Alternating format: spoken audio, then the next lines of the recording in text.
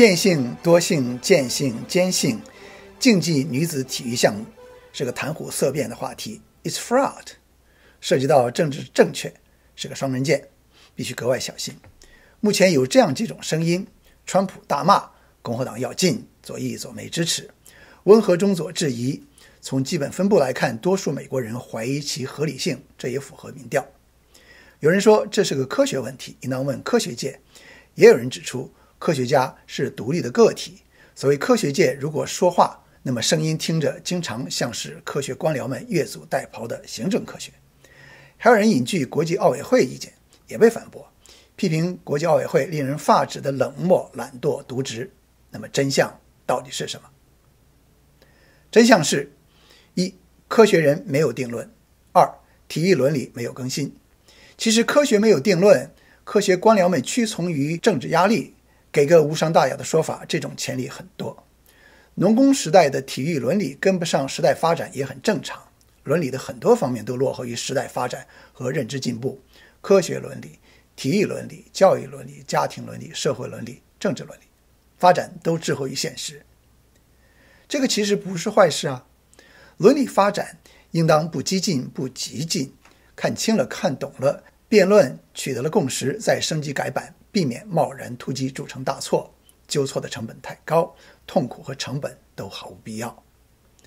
说到成本，当下的变性人参加女子体育竞技就是一个正在鼎沸的巨大的伦理问题，体育、教育、政治伦理。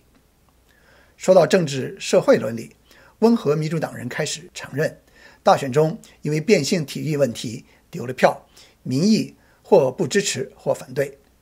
不支持往往因为不理解，没准备好，比如美利坚国族没有准备好选个女性总统，也没有决定修改宪法，同工同酬。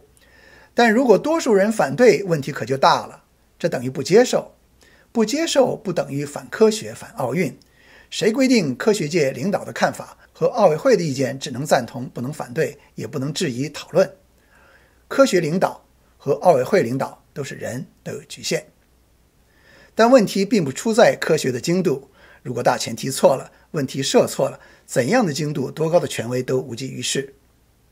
有这样一个问题，弱弱地问：为什么只有关于变性女参加女子竞技的争论？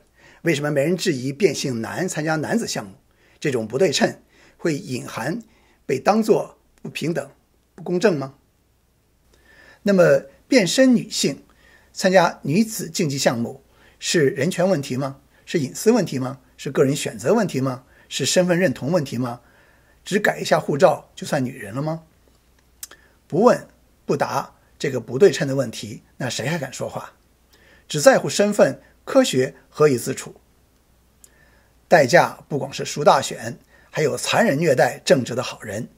按任何谁的任何标准，哈利波特作者 J.K. Rowling 都不是坏人、蠢人、恶毒人、反动分子。可 Rowling 只提问如何保护原生女运动员的安全，就被骂成反同、恐变的女巫。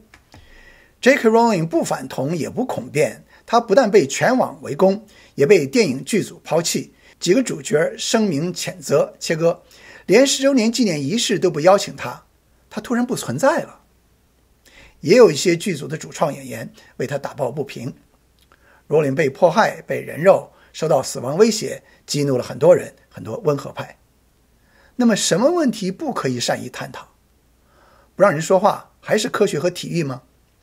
这周这事的大新闻是号称左岸的深蓝加州州长 Gavin Newsom 发声，他没有支支吾吾、遮遮掩掩，而是直言说，男变女竞技女子项目深度不公 deeply unfair， 对原生女性不公，无法保护女性安全。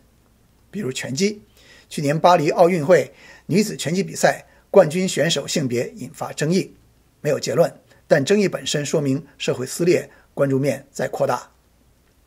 政治不能脱离社会，既尊重民意又领导改革，才是好的进步领袖。赢不了大选，不能只怪这些选民愚昧不发达，赢不了大选就没有机会领导，再正确也没用。没有民意，即便赢了大选也难施政。林肯是伟大的人，也是睿智的政治人。